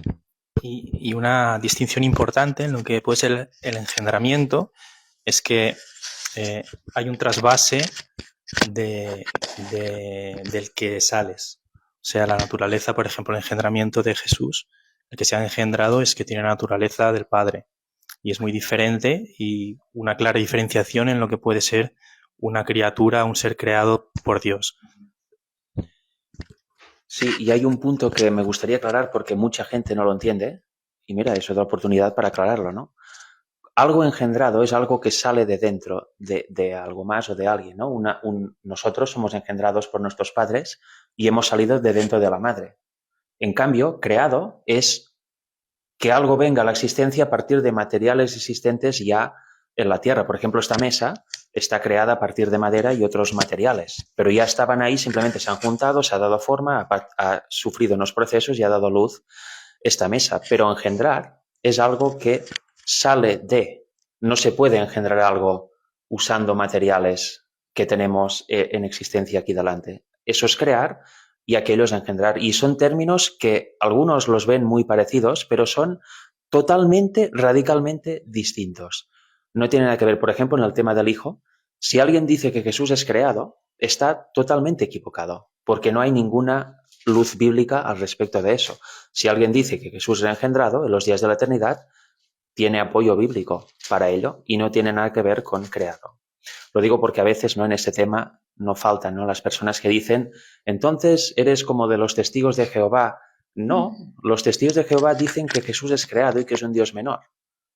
Quien dice que Jesús es engendrado en los días de la eternidad, primero dice que es engendrado, no creado, y no es para nada un Dios menor. Es Dios en la misma altura que el Padre, porque tiene su misma naturaleza y es su Hijo, ¿no? Sí, yo quería aportar que aparte es algo, yo creo que es algo que se nos escapa de la mente siendo algo tan sencillo. No sé si es que teologizan, sería la palabra correcta. O sea, es tan claro como que es el Hijo de Dios. No hay mucho más que, o sea, es el Hijo del Padre, ¿verdad? Cuando leímos Juan 3:16, bueno, que lo sabemos de memoria todos, ¿verdad? Que dice, porque de tal manera amó Dios al mundo que ha dado a su Hijo unigénito para que todo aquel que en él crea no se pierda, más tenga vida eterna. Lo está diciendo bien claro. Es el Hijo de Dios, ¿no? Entonces, no puedes decir que Él se creó igual que nosotros, porque también si nos vamos a Timoteo, si no me equivoco, ¿no? Dice que el único mediador entre entre el Padre y el resto es el Hijo, ¿no? O sea, realmente, y bueno, y si nos vamos a Miqueas, ahí comprendes, ¿verdad?, que fue engendrado en la eternidad de los días. Entonces, es sencillo de comprender, ¿no? Es el Hijo, porque es el Hijo de Dios, ya está. Yo creo que es que la gente lo complica mucho y cuando empieza ya el mundo de la teología y de intentar dar una explicación que, por lo menos yo bíblicamente no la encuentro. Sí, no, la palabra es sencilla, ¿no? Porque dice, de tal manera amó Dios al mundo que ha dado a su Hijo unigénito. Y se está refiriendo a su Hijo literal, ¿no? Y de hecho unigénito significa único nacido y a la vez también significa engendrado. Porque en inglés, si buscamos la palabra unigénito, veremos que es only begotten. Y only begotten es el único nacido, engendrado. Es sinónimo, es lo mismo. No sé si más preguntas. Sí, tenemos varias preguntas. Una pregunta, ¿en qué parte del proceso del Apocalipsis, en qué sello vamos? ¿Cuánto tiempo creen que nos queda? ¿En qué sello? ¿En qué parte del Apocalipsis estamos? ¿En qué sello vamos? ¿Y cuánto tiempo queda? En mi opinión, según lo que he mirado de ello, estamos en el sexto sello. Porque básicamente el séptimo sello, no recuerdo el versículo, pero el séptimo sello corresponde con la séptima trompeta y eso ya estamos prácticamente en las plagas, ¿no? Con lo cual estamos en el sexto sello. ¿Cuánto tiempo queda? Pues bueno, algunos dirán que queda tanto, otros que no tienen ni idea, otros que puede ser mañana. No lo sé. Yo pienso que el tiempo es el tiempo de gracia que Dios te da a ti como persona, ¿no? Porque si nosotros decimos que quedan, 5 años por decir algo, no sé si mañana voy a estar viva o dentro de 5 minutos voy a estar. O sea, el tiempo de gracia es el tiempo que Dios te da y el día es hoy, lo que te da hoy, ¿no? No sé. Continuamos. ¿Es correcto decir que la salvación no es por obras, pero las obras son consecuencia de la salvación? Obviamente, porque mirad, la fe verdadera produce unas obras y estas obras son productos de la fe. Con lo cual, si dices que tienes fe, y eso lo dice Santiago, lo estoy parafraseando, si dices que tienes fe pero no tienes obras, o quizás Romanos, no me acuerdo, pero bueno, es uno de estos dos. Santiago.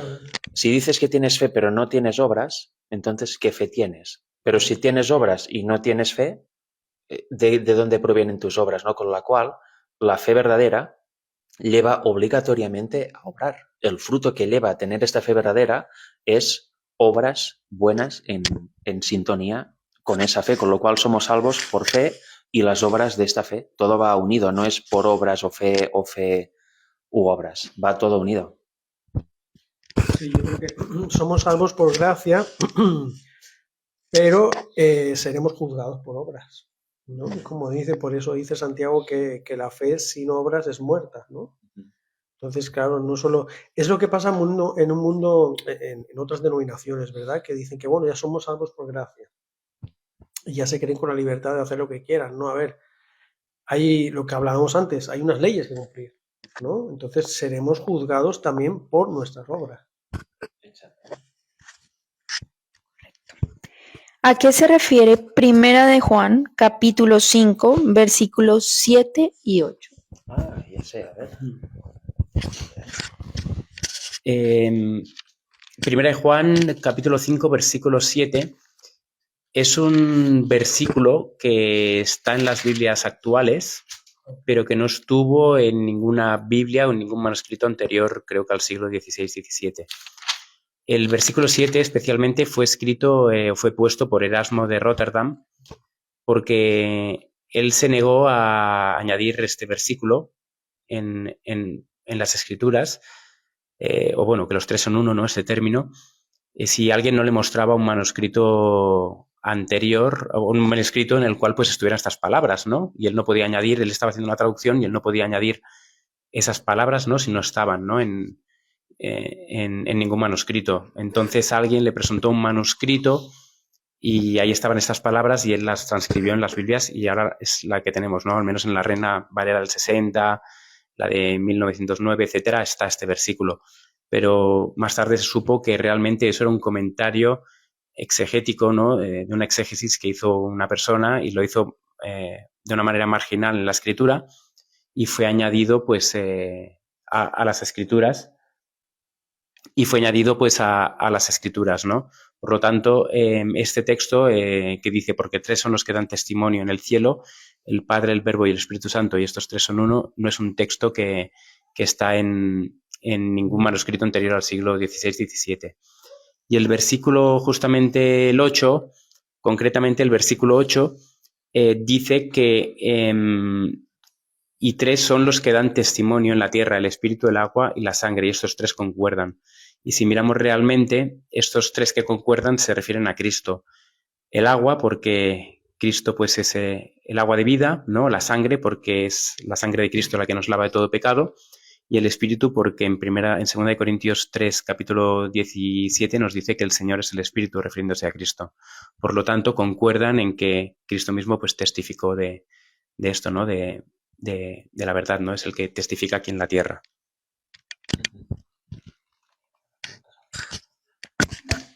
Si tenéis algo más que decir, ¿no?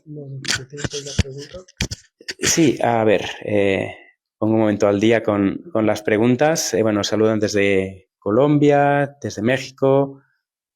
Entonces, ¿creen que pecar es aferrarse a la ley y costumbres, olvidando el amor? Entonces, limpiarse de pecado es poner el amor como herramienta ante todo. Bien dijo Jesús, que os améis unos a otros, este es mi último mandamiento. La primera pregunta sería, ¿creen que pecar es aferrarse a la ley y costumbres olvidando el amor?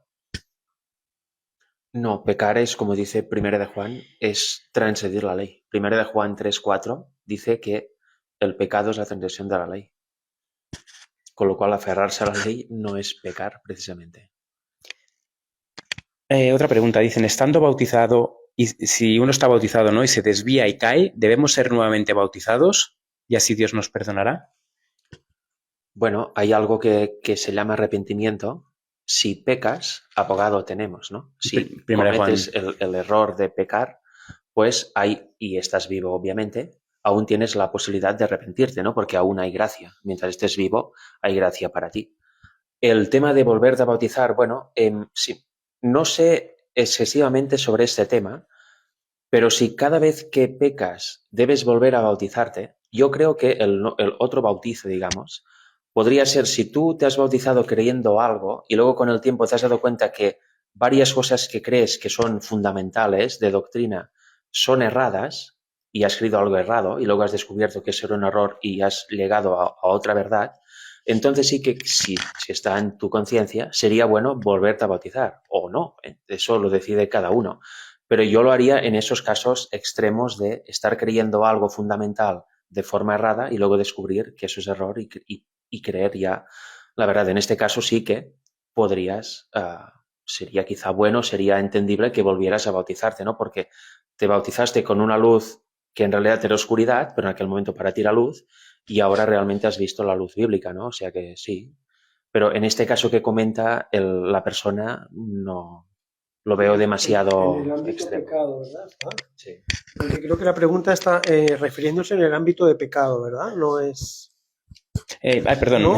Creo, ¿no? Lo que he entendido yo. Sí, se refiere a que si nos tenemos que bautizar siempre que pecamos, pero es lo que dice Frederic, ¿no? Es lo que dice la Escritura, que es en 1 Juan, capítulo 2, versículo 1, que dice, hijitos míos, ¿no? No pequéis, pero si pecamos, ¿no? Si pecáis, tenemos abogado, ¿no? A Jesucristo, el justo. Por lo tanto, es cuando ha habido quizás algún cambio. Por ejemplo, hay muchas personas que han sido de otras denominaciones y han ido pues a otras y obviamente pues han cambiado varias doctrinas, enseñanzas, maneras de entender todo, ¿no? Entonces esa persona se bautiza de nuevo porque es que es un cambio.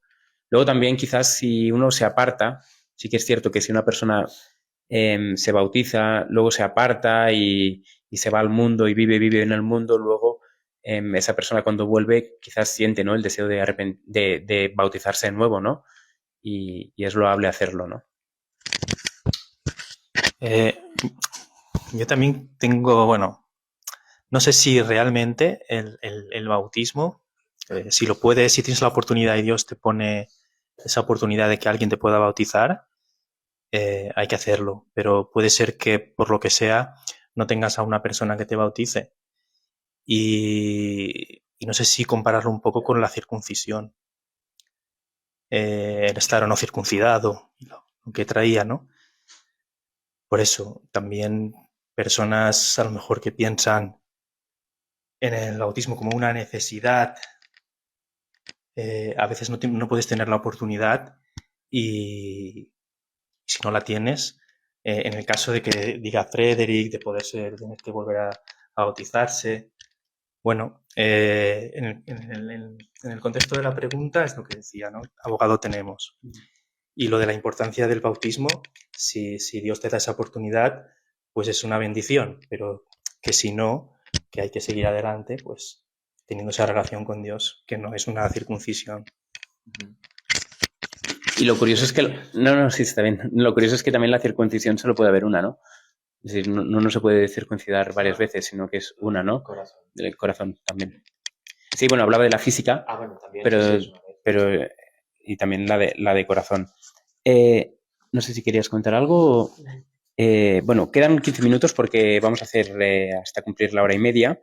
Entonces, si queréis también lanzar nuevas preguntas, estáis a tiempo pues para que podamos responder. Aquí nos preguntan, me gustaría saber más de las artimañas que usó Satanás para engañar a los ángeles en el cielo, ¿no? Postdata lo quiero para un tema. Bueno, vamos a mirar de responder. Mira, una artimaña que muy a menudo no se dice en ningún ámbito, y el adventista tampoco, pero hay una cita que está en Cada Día con Dios, página, no me acuerdo cuál, pero bueno, la puedo compartir si es el caso más tarde. Dice que lo que quería ocultar el diablo y sus ángeles, y los ángeles caídos, era que Jesús era el Hijo de Dios. Con lo cual, la principal artimaña que usó el diablo para convencer a los ángeles es decir que Jesús no era hijo de Dios, sino que era como que estuviera ahí por favor o que tenía una posición ilícita. ¿Y eso por qué? Porque él quería ocupar esta posición. Si os fijáis, Satanás nunca quiso ocupar el lugar del Padre. Él sabía perfectamente que el Padre es el Dios eterno y es el Rey. Pero sí que quería ocupar como mínimo el lugar de Jesús o como mínimo, perdón, entrar en los concilios entre el Padre y el Hijo. Con lo cual la principal artimaña fue intentar desprestigiar a Cristo y su autoridad y su verdadera posición. Por eso en Patriarcas y Profetas capítulo 1, ahí se muestra cómo el Padre tuvo que convocar a los ángeles y decir, mirad, aquí está mi hijo y esta es su posición, hacer este recordatorio para que no se dejaran engañar por el diablo, con lo cual, para mí, lo que he visto, la principal artimaña fue esta, sumado también a que Dios no era un Dios justo, que era dictador porque les quería obligar a guardar una ley por temor a las consecuencias, etcétera, ¿no? Pero ya os digo, mejor dicho, la principal artimaña era ¿cómo se dice? Bueno, quitar, ¿no? Desvincular, desnudar a Cristo de su posición real. Desacreditarlo, ¿no? De la posición que tenía. Y de hecho también cuando Cristo es llevado al desierto, Satanás lo tienta por el mismo lugar. Es decir, así como a los ángeles puso en duda la posición de Cristo en el cielo como hijo de Dios, cuando tentó a Cristo aquí en la tierra, también, si eres hijo de Dios, di que estas piedras se conviertan en pan. Y luego también en la cruz lo vemos, si eres hijo de Dios, no ya Satanás directamente o uno de sus ángeles, sino a través de una de las personas que estaba ahí, que obviamente estaba llevada y movida por el espíritu de Satanás, le dijo, ¿no? Si eres el hijo de Dios, baja de esta cruz, ¿no? Baja de la cruz. Por lo tanto, lo estaban tentando siempre por el mismo lugar. Que él, pues, claro, si bajaba de la cruz, estaba pecando porque estaba utilizando, pues, un poder que tenía y que no debía utilizar porque Cristo tenía que padecer por nosotros y a la vez también él es nuestro ejemplo, ¿no? Y no debía utilizar nada que nosotros no podemos utilizar. Y por otro lado, el hecho de que y si no bajaba, estaba como negando que no era el Hijo de Dios, ¿no? De hecho, Satanás es lo que quería, ¿no? Que Cristo no sea reconocido y es lo que actualmente ha conseguido en muchas iglesias o en casi todas las iglesias protestantes, es que la gente no reconoce realmente que Cristo es Hijo de Dios. Quizás lo perciben como Hijo de Dios aquí en la tierra, pero no lo perciben como Hijo de Dios por la eternidad.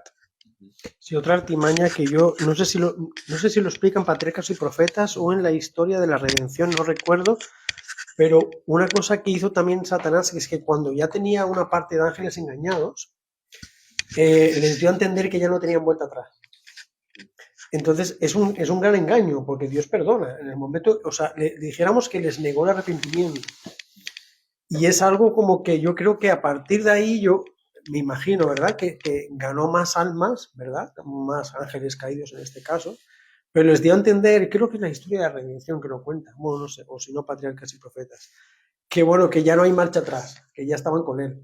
Ya no se podían arrepentir ante Dios y entonces ya tenía, o sea, dijéramos que era de su bando, ¿verdad? Y claro, ahí es un golpe muy, muy preciso, ¿no? Porque antes de la tierra, ¿no? Ya en el cielo se quedó como marcado de que el arrepentimiento no sirve, ¿no? Es a mí, por lo menos, algo que me impactó mucho. Sí, estoy de acuerdo. Nos preguntan, ¿la salvación se pierde?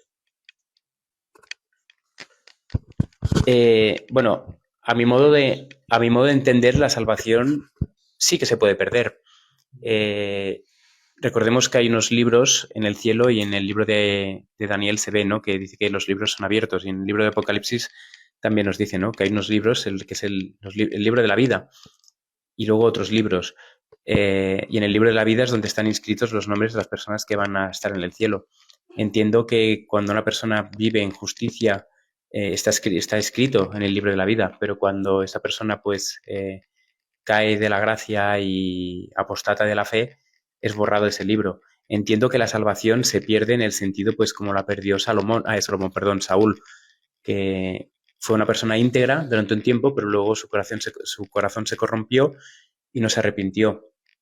Y por lo tanto, seguramente pues su nombre estuvo inscrito, pero en la etapa de su reinado, que se empezó pues a enorgullecer, a sentir celos de David y a desobedecer a Dios, creyéndose que él estaba por encima, ¿no? Siendo anticristo, ¿no? Tomando el lugar de Cristo, pues obviamente pues ahí perdió la salvación, algo que tenía, ¿no? Y de hecho la salvación se nos da a todos. Dice que Dios no quiere que ninguno se pierda, sino que todos procedan al arrepentimiento y todos sean salvos. Por lo tanto, todos, para Dios, todos podríamos ser salvos y los que no, pues pierden esa opción de salvación. Es algo curioso lo que estás diciendo, Alexis, porque realmente yo sí, bueno, yo creo que todos pensamos igual, que sí, la salvación la puedes perder. Pero es un punto clave donde muchos hermanos no la acaban de entender. La salvación tú la pierdes por el pecado imperdonable. Pero el pecado imperdonable, ¿cuál es? Habla en la Biblia del Espíritu Santo. Pero cuando profundizamos sobre qué es el pecado imperdonable y qué es blasfemar contra el Espíritu Santo, nos damos cuenta que realmente es un rechazo a Cristo, ¿verdad? El Espíritu de Profecía habla de eso. O sea, es un rechazo a Cristo continuamente, así como hizo el pueblo judío, ¿verdad? Que dejó de ser el pueblo escogido. Entonces, claro, en el momento que tú rechazas continuamente a Cristo, ¿no? Y el poder de salvación que te inculca a ti, ese es el pecado imperdonable, ¿no? Lo que pasa es que muchos hermanos creen que, como se menciona el Espíritu Santo, pues que tú puedes blasfemar contra el Espíritu Santo y no puedes, y puedes blasfemar contra el Padre y el Hijo, ¿no? Que es algo absurdo. Pero sí, claro, la salvación se puede perder porque Cristo es el que nos salva y en el momento de que tu dureza de cerviz, ¿verdad? Ya dice, no quiero más, pues claro, la salvación personalmente pienso que se pierde. Nos preguntan sobre el bautismo, ¿no? El bautismo, el Padre, el Hijo y el Espíritu Santo no es real y debe ser bautizado en el nombre de Yeshua. ¿Qué opinamos? ¿Sí? ¿Se terminó la batería? Sí, bueno, yo sé que hay una controversia al respecto de esto. Yo conozco muchos hermanos que realmente bautizan, ¿no? En el nombre de Jesús y su explicación está muy, muy cercana a lo que yo he visto en las Escrituras. De hecho, está casi tan cercana que casi pensamos lo mismo, se podría decir. Y lo único que difiere es qué palabras voy a usar a la hora de que estoy en el agua y yo bautizando a una persona, ¿no? Por decir algo, te bautizo en el nombre del Padre, del Hijo, del Espíritu Santo y te bautizo en el nombre de Jesús o de Yeshua, como decía el hermano. Bueno, hay dos visiones para entender eso y realmente a lo que voy yo es si una persona cuando se bautiza en el nombre del Padre, del Hijo y del Espíritu Santo tiene en mente a una Trinidad y que se bautiza en el nombre de la Trinidad, entonces ahí está en un error, tiene una creencia que no es bíblica. En cambio, si una persona se bautiza en el nombre del Padre, del Hijo y del Espíritu Santo y sabe que el Padre es el Dios eterno, que el Hijo es el Hijo del Padre y que el Espíritu es el Espíritu de ellos enviado del cielo para el pueblo, entonces tiene una creencia correcta. Y es lo que tenían en mente los pioneros adventistas, por ejemplo, cuando bautizaban, ¿no? Es así. Es la diferencia más importante que veo, ¿no? No más que en el nombre de Jesús, en el nombre del Padre, del Hijo, del Espíritu Santo, sino qué tienes en mente. Si tú te bautizas en el nombre de la Trinidad, puedes creer que es verdad, no tengo ningún problema con eso, yo creo que no, pues estás creyendo algo que yo no veo en la Biblia ni en el Espíritu de Profecía, pero si entiendes quién es el Padre, quién es el Hijo, quién es el Espíritu Santo, entonces sí que puedes bautizarte en el nombre de esos tres grandes poderes o estas tres grandes agencias del cielo, pero debes tener su identidad correctamente establecida. Y esta en ningún caso es una trinidad o tres seres coeternos, coiguales, que están en el cielo formando un solo Dios en unidad. Esa para mí es la clave más absoluta, porque en realidad es un tema de conciencia, ¿no? Si tú crees algo que está de acuerdo con la Biblia, bien, si no, no. Y ahí está el problema. ¿Te bautizas en el nombre de un Dios imaginario como es la Trinidad o te bautizas en el nombre de los tres grandes poderes del cielo, ¿no? Las tres grandes personas del cielo, el Padre, el Hijo y el Espíritu Santo. Sí, exacto. Como dice Frederick, yo lo pienso igual. Yo creo que para mí es viable bautizar en nombre del Padre, el Hijo y el Espíritu Santo, porque también el Espíritu de Profecía enseña eso. Mateo 28, 19, la profeta habla de eso. Pero siempre y cuando, exacto, tú sepas quién es el Padre, el Hijo y el Espíritu Santo. ¿Qué es lo que pasa? Que cuando bautizas en el nombre de Jesús, estás desechando al Padre y al Espíritu Santo, ¿verdad que no? Entonces, es lo mismo. O sea, tú estás bautizando en el nombre de Jesús, ¿por qué? Porque Jesús representa el Padre, el Hijo y el Espíritu Santo. Y cuando bautizas en el nombre del Padre, del Hijo y del Espíritu Santo, tú estás bautizando también porque son tres poderes, pero en ningún momento dice que el Espíritu Santo sea un Dios. Lo que pasa es que sí que ocurre que hay algo que para mí es una barbaridad, ¿verdad? Que hay gente que bautiza en el nombre del Dios Padre, Dios Hijo, Dios Espíritu Santo. Y ahí es donde entramos en un grandísimo error en el que si la Biblia no habla en ningún momento de un Dios Espíritu Santo, tú le estás añadiendo algo. Y creo que en una situación muy compleja como bautizar a una persona, ¿no? Entonces, en el momento que tú sabes qué es el Espíritu Santo, pues para mí es viable bautizar en el nombre del Padre y Espíritu Santo. Y en el nombre de Jesús, pues claro, también en el momento que tú sepas, porque no estás negando al Padre y al Hijo, perdón, al Padre y al Espíritu. Bautizaban, cuando fueron a bautizar, nos dice que bautizaban en el nombre de Jesús.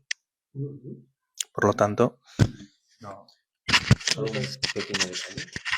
Claro, cuando uno se bautiza, está haciendo un pacto público con Dios y con los hermanos, ¿no?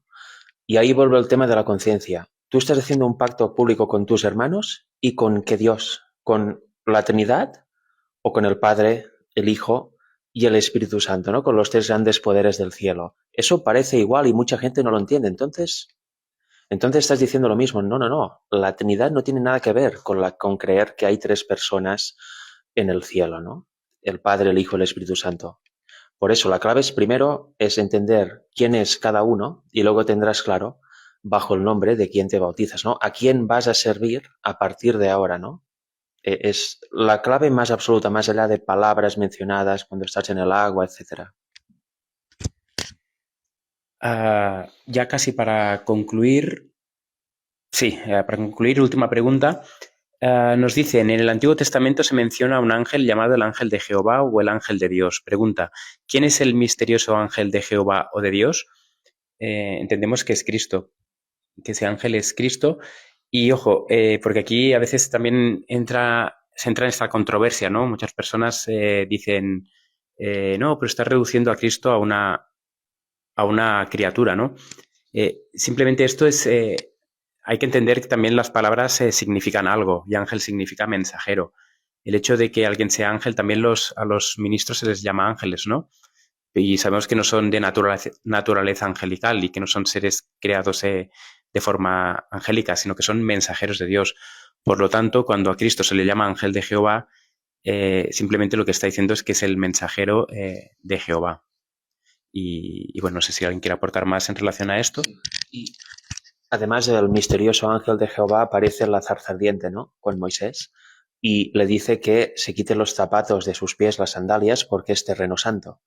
Un terreno es santo cuando está Dios ahí, o la presencia de Dios. Un ángel no es divino. Comisionado por Dios es todopoderoso, pero no es divino, con lo cual vemos que ahí hay más que un ángel, ¿no? Hay este Hijo de Dios, este Verbo, este Cristo, ¿no?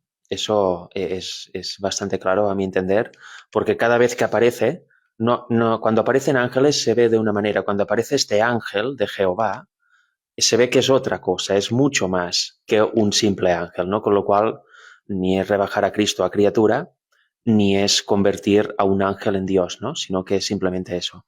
En el Antiguo Testamento también vemos que los jueces de aquel tiempo en Israel eran dioses, en el sentido de que tenían autoridad porque aplicaban la ley de Jehová y ahí sentaban doctrina y sentaban a juicio, ¿no? Cuando había pecados o controversias entre el pueblo. Pero que sean dioses no eleva a un hombre a la condición de Dios, para nada, sino que en aquel caso se refiere a que tenían autoridad.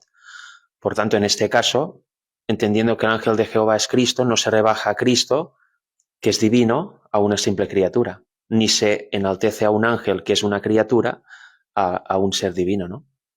O sea que no sé si alguien quiere comentar algo más. Sí, fíjate que es algo diferente, porque estamos hablando del ángel de Jehová, pero en Apocalipsis 1, versículo 1, dice que la revelación de Jesucristo, ¿verdad?, que Dios dio para manifestar a sus siervos las cosas que deben suceder pronto, la declaró enviándola por medio a su ángel y a su siervo Juan, o sea, al ángel de Cristo. Yo he escuchado que la revelación que se le dio a Juan se la dio del Dios al Hijo, del Hijo al Espíritu Santo y del Espíritu Santo al siervo. Y aquí no está diciendo el Espíritu Santo, aquí está diciendo al ángel de Jesús. Dios, Jesús, ángel, Juan. Exacto. Y el ángel de Jesús, si no me equivoco ahora, es Gabriel, ¿verdad? Y entonces a veces se tergiversa un poco el tema, ¿no? El adjudicar el ángel y esto me he dado cuenta muchas veces. De hecho, hace poco que escuché a un hermano hablar de esto y claro, me impactó mucho porque dices, o sea, estás hablando de un ángel que es el ángel de Cristo. Entonces lo adjudican al Espíritu Santo cuando realmente es un ángel asociado a Jesús. O sea, Vamos a responder una última pregunta y ya estamos. Preguntan, bendiciones, ¿ustedes creen en la unicidad de Dios? No. Es interesante porque, bueno, veo que es algo que no se extiende únicamente al adventismo, sino que se extiende prácticamente en todas las religiones, que es el tema de la divinidad, ¿no? Y hay dos lados que están pegando muy, muy fuerte. Uno es la unicidad. La unicidad te defiende que Padre, Hijo y Espíritu Santo es el mismo ser, que es Cristo, ¿no? Y dicen que el único Dios verdadero es Cristo, que no hay Padre, no hay Espíritu Santo, sino que lo hay, pero que es una manifestación de Cristo. Por otro lado, está la doctrina de la Trinidad, que dice que son tres seres independientes del uno del otro, Padre, Hijo y Espíritu Santo, coeternos y coiguales, ¿no? Y los tres son Dios, ¿no? Luego también está la doctrina católica, que defiende un poco una mezcla entre el trinitarismo protestante y el unicitarismo católico, pero luego hay una minoría, súper minoría, bueno, aparte de los testigos de Jehová, ¿no? Que también es diferente, ¿no? Creen, pero bueno, ya es algo más, no complejo, ¿no? Sino también sencillo, pero a nuestro modo de entender errado, ¿no? Pero luego hay lo que creemos que es la sencillez del Evangelio, que se encuentra en las palabras de Pablo de 1 Corintios 8:6, que de hecho es que cuando vamos a definir realmente quién es Dios, pues Pablo tiene las palabras quizás más acertadas porque muchas veces se utiliza, ¿no? Mateo 28:19 como principio fundamental de la doctrina de Dios.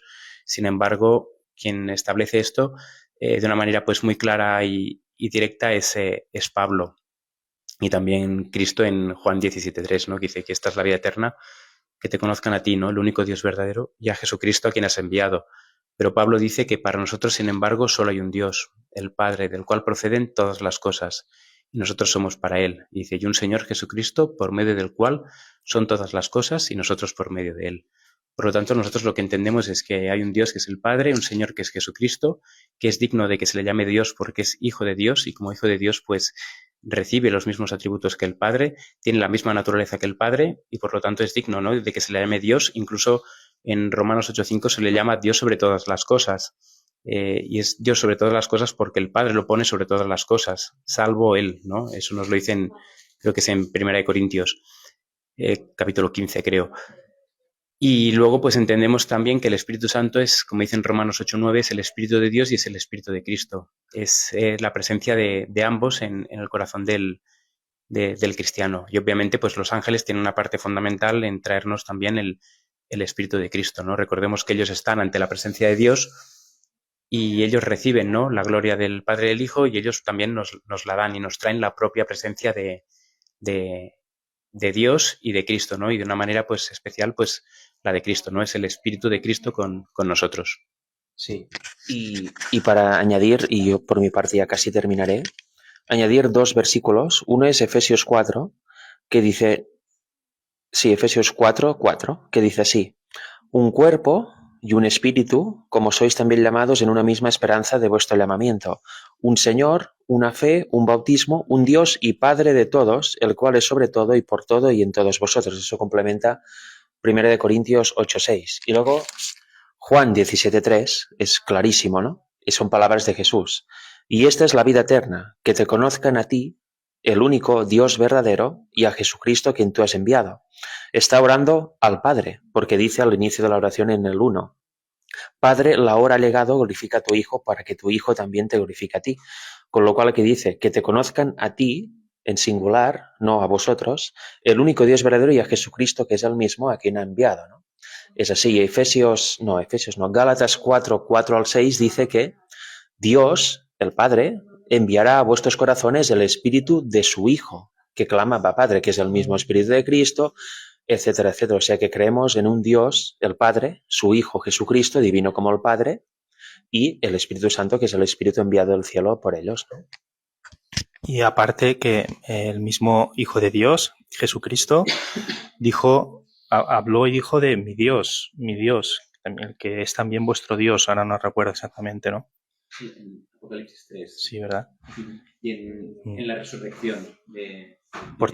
Por tanto, él mismo dice que el Padre es mi Dios. Entonces, Dios solo hay uno, el Padre, luego el Hijo y el Espíritu Santo, que lo comparten. Y mira, y primera de Timoteo 2, versículo 5 dice, porque hay un solo Dios y un solo mediador entre Dios y los hombres, Jesucristo hombre. ¿No? Y uno dice, bueno, pues ¿cómo puede haber un mediador solo? ¿Dónde está el Espíritu Santo? Claro, cuando uno profundiza en el Espíritu y profecía se da cuenta de que es que el Espíritu es Cristo, ¿no? Y es claro, ¿no? Dice, las solo... Escrituras también. Exacto, exacto. Solo hay un mediador entre los hombres, ¿verdad? Y Dios es Jesucristo, hombre. De hecho, si os fijáis, hay un empeño satánico en quitar a Cristo de su puesto de mediador, porque muchos cristianos sinceros del mundo, que son católicos, dicen que María es intercesora y están firmes en ello. Eso el mundo protestante ya no lo tiene, pero en su lugar muchos están poniendo a un segundo mediador que sería este tercer ser coeterno y coigual con el Padre y el Hijo, que es el Espíritu Santo, ¿no? Y todo eso va en la línea de quitar a Cristo como único mediador y quitar la obra de Cristo. Primero, antes de venir, era el que inspiraba a los profetas. Cuando vino como hombre, hizo todo lo que ya sabemos. Y ahora cuando se fue, como dice Juan 14, 16, me voy, pero os enviaré el Espíritu y vendremos a vosotros. Yo y el Padre vendremos a través del Espíritu a vosotros. No os dejaré huérfanos, con lo cual es eso, ¿no? Es ese empeño satánico de quitar a Cristo su único papel de intercesor y mediador. Unos poniendo a María y otros poniendo a un tercer ser coeterno y coigual. Y vuelvo a lo de antes, ¿no? Es vital conocer la identidad del Espíritu Santo, el quién es. Porque si no conoces quién es, lamentablemente estarás en un error y seguramente estarás llamando por alguien que tal y como tú lo crees, no va a venir nunca. Porque la identidad del Espíritu es que es el Espíritu de Cristo, Él en su naturaleza divina. Si tú pides a un tercer ser coeterno y coigual, este nunca va a venir, porque no existe como tal el Espíritu Santo así, sino que existe como el Espíritu de Cristo. ¿Y quién viene en su lugar si pides a otro que no está? Pues viene Satanás. En Primeros Escritos, página 54, creo que es, se ve a un grupo de creyentes pidiendo al Señor, Señor, danos tu Espíritu. Y se ve a Jesús soplando su Espíritu sobre ellos y en este aliento, dice ahí, hay mucha luz, mucha felicidad, gozo y los creyentes lo reciben y se van. Pero otros se quedan ahí, no han visto ese Espíritu y dicen, Señor, envíanos tu Espíritu, o Padre, envíanos tu Espíritu. Y Satanás, Jesús se ha ido ya, y Satanás está ahí, les sopla su Espíritu y en este Espíritu no hay nada de luz. Y los tira para atrás, con lo cual, bueno, tengamos cuidado de qué espíritu pedimos, ¿verdad? Bueno, pues por mi parte ya daríamos por concluido este directo. Dios mediante, pues vamos a hacer más directos también de preguntas y respuestas o quizás de temas ya concretos. Y bueno, ya cuando lo vayamos a hacer ya lo anunciaremos. Ya miraremos si lo hacemos por esta plataforma o por otra. Y bueno, ya os iremos comentando y iremos pues publicando. Así que bueno, un abrazo a todos y que terminéis de pasar un feliz sábado. Un abrazo y bendiciones. Muchas bendiciones, hermanos. Feliz sábado. Bendiciones para todos. Un feliz sábado para todos los hermanos que estáis conectados o que veréis el vídeo en el futuro. Que acaben de pasar un buen sábado y que tengan muchas bendiciones.